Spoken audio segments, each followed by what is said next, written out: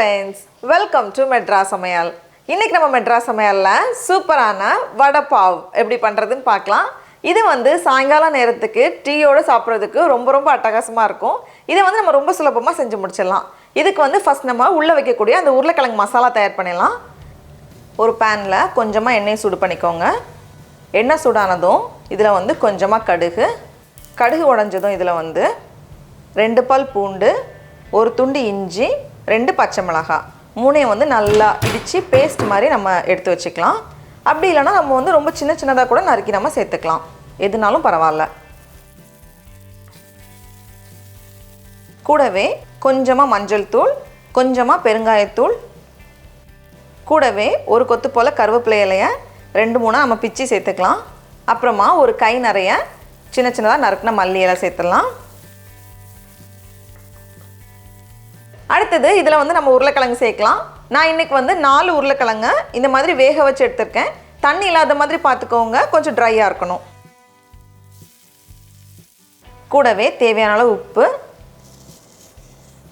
கடைசியாக பாதி எலுமிச்சை பழத்தோட சாறு எல்லாத்தையும் சேர்த்துட்டு நல்லா ஒரு வாட்டி கலந்துட்டு நம்ம ஸ்டவ் ஆஃப் பண்ணி வச்சிடலாம். இப்போ ஆறுனதுக்கப்புறமா இதை வந்து ஆறாக பிரித்து நம்ம உருண்டை பிடிச்சு வச்சிடலாம்.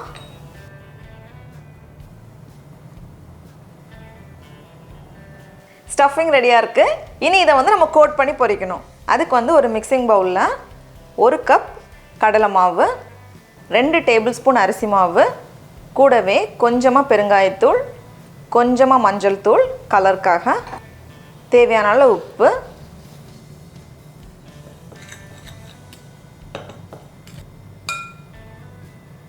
கூடவே கொஞ்சமாக தண்ணி சேர்த்து இதை வந்து நம்ம கலந்து வச்சிடலாம். ரொம்ப தண்ணியாக இருக்கக்கூடாது, கொஞ்சம் கெட்டியாக இருக்கணும். அப்போ தான் வந்து வெளியே கோட் ஆகிறதுக்கு ஈஸியாக இருக்கும். பாருங்கள், இந்த மாதிரி மாவு ரெடியாக இருக்குது. எண்ணெயை சூடாக்கியாச்சு, போட்டு பொரிச்சு எடுத்துட வேண்டியது தான்.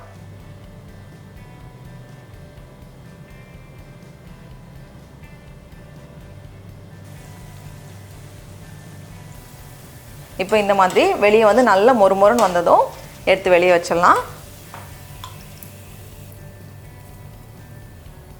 மீதி இருக்கிற மாவையும் லைட்டாக எண்ணெயில் போட்டு பொரிச்சிடலாம். இதை வந்து கடைகளில் வந்து சட்னி கூட அரைச்சிப்பாங்க. மீதி இருக்கல இந்த மாவு, இதை வந்து கை வச்சு அப்படியே ஊற்றினாலே போதும்.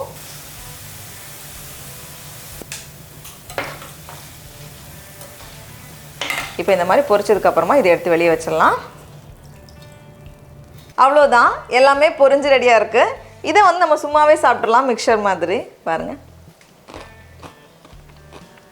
இப்போ உள்ளே வைக்கிறதுக்கு ஒரு ஸ்பெஷல் பொடி தயார் பண்ணிடலாம். அதுக்கு ஒரு பேனில் 2 டேபிள் ஸ்பூன் கடலை சேர்த்துக்கோங்க. சேர்த்துட்டு கடலை வந்து லைட்டாக வறுபடட்டும்.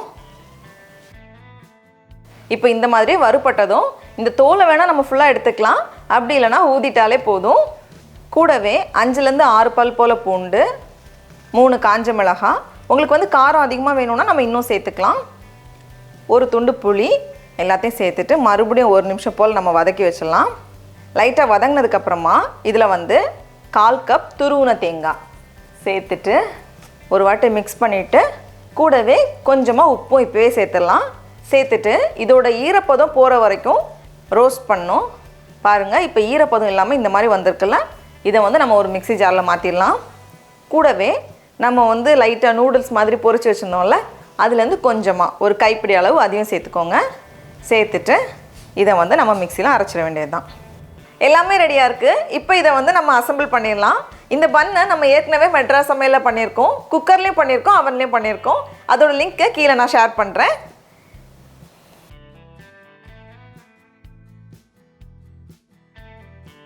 அடுத்தது நம்ம பொரிச்சு வச்சுருக்க உருளைக்கிழங்கு ஸ்டஃபிங் மேலே மறுபடியும் கொஞ்சம் இந்த மசாலா சேர்த்துட்டு அப்புறமா நம்ம பொரிச்சு வச்சுருக்கோம்ல, அதை வந்து மேலே கொஞ்சமாக சேர்த்துக்கலாம்.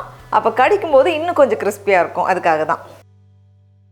டடா, நம்மளோட வடை பாவ் ரொம்ப சூப்பராக அழகாக தயாராகிடுச்சு. இப்போ நம்ம டேஸ்ட் பண்ணி பார்க்கலாம். ரொம்ப சூப்பராக இருக்குது. நீங்களும் கண்டிப்பாக இந்த ரெசிபியை வீட்டில் செஞ்சு பாருங்கள். உங்களுக்கு இந்த வீடியோ பிடிச்சிருந்துச்சுன்னா மெட்ராஸ் சமையலுக்கு சப்ஸ்கிரைப் பண்ணுங்கள். நாவின் சுவை எறும்புகள் மலரட்டும்.